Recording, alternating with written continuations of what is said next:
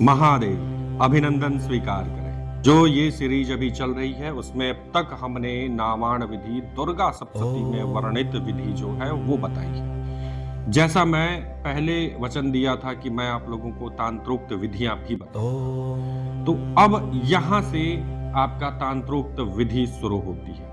मैं अपनी वीडियोस में मैं कोशिश करूंगा कि मैं आपको तांत्रोक्त विधि, अब जैसे ये जो मैं अभी आपको ये तांत्रिक विधि लेके चल रहा हूँ, ये मंत्र महोदधि में आपको लिखित रूप से मिल जाएगी, आप वहां जाकर देख सकते हैं। मंत्र महारणव में आपको मिल जाएगी, वहां भी आप जाके इसे वेरीफाई कर सकते हैं। मतलब शास्त्रों जो तांत्रिक पुस्तकें हैं वहां से उसमें जो विधियां वर्णित है वो विधियां मैं आपको एक एक करके आपको बता रहा हूं। मैं ऐसी कोई भी वस्तु या विधि अपने वीडियो में नहीं बताऊंगा जो किसी भी व्यक्ति के लिए हानिकारक हो सकती है किसी भी प्रकार से। तो जब भी आप मेरी इन वीडियोस को देखें तो ये जरूर अपने हृदय में लाइएगा कि एक बार पंडित जी से संपर्क कर लिया जाए। आप बिना संपर्क किए इन विधियों का पालन मत करिएगा, क्योंकि इसमें कुछ न कुछ अधूरा है। मैं ये शब्द उनके लिए बोल रहा हूं जो तांत्रिक साधनाएं करना चाहते हैं, तांत्रोक्त पद्धति से साधनाएं करना चाहते हैं। तो चलिए फिलहाल आज की वीडियो प्रारंभ करते हैं।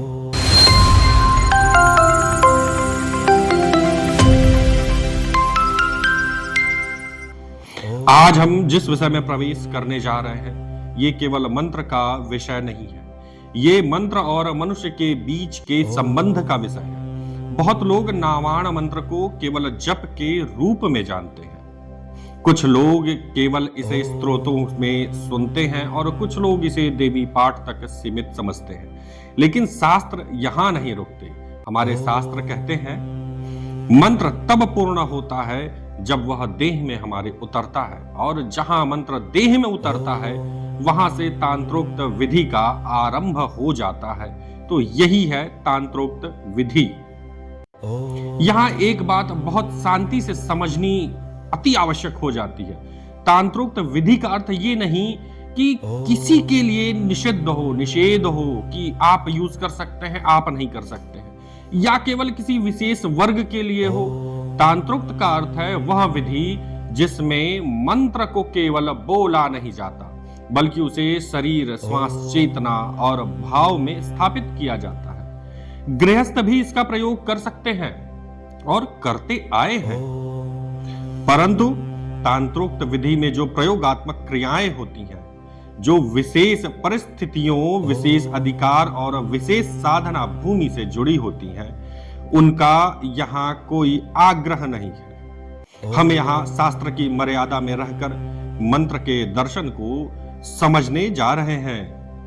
नामाण मंत्र का विशेष संकेत शास्त्र स्वयं स्पष्ट करते हैं, अनेनास्य सिद्धि विचारो नास्तीति सूचितम, अर्थात इस मंत्र में सिद्धि का विचार नहीं किया जाता।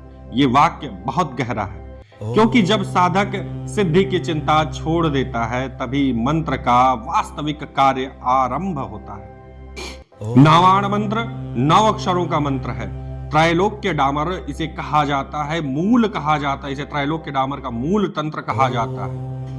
और इसके विज्ञान मात्र से साधक परमेश्वर्य तक पहुंच जाता है। यहाँ परमेश्वर्य का अर्थ राज्य, धन या चमत्कार नहीं बल्कि आत्मिक स्थिरता है।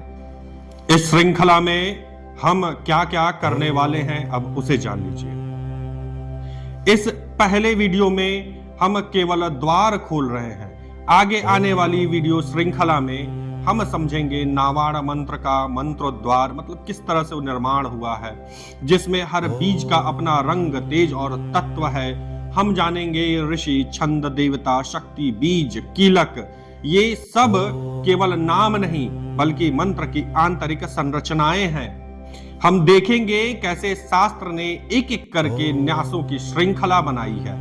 ऋषि आदि न्यास, मातृका और सारस्वत न्यास, मातृगण, नंद जादि न्यास, ब्रह्माख्य न्यास, देवी न्यास और व्यापक न्यास, और अंत में कैसे साधक अपने शरीर को ही देवी का क्षेत्र बना देता है। यह सब कथन के रूप में, दर्शन के रूप में शास्त्र के अनुसार होगा। सौम्य मार्गदर्शन। यह श्रृंखला किसी को डराने के लिए नहीं है, न किसी को रोकने के लिए है। ये केवल यह स्मरण कराने के लिए है, मंत्र जितना पवित्र है उतनी ही पवित्रता उसे ग्रहण करने वाले के भीतर होनी चाहिए।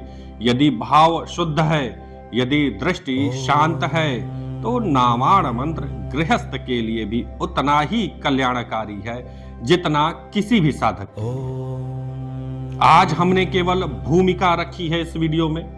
अगले वीडियो में हम नावाण मंत्र के मंत्रोद्वार और बीज तत्व में प्रवेश करेंगे, जहां अक्षर केवल ध्वनि नहीं रहेंगे बल्कि शक्ति का स्वरूप बनेंगे। इसी शांति के साथ, इसी मर्यादा के साथ हम आगे बढ़ेंगे। जय मां भवानी, जय मां काली।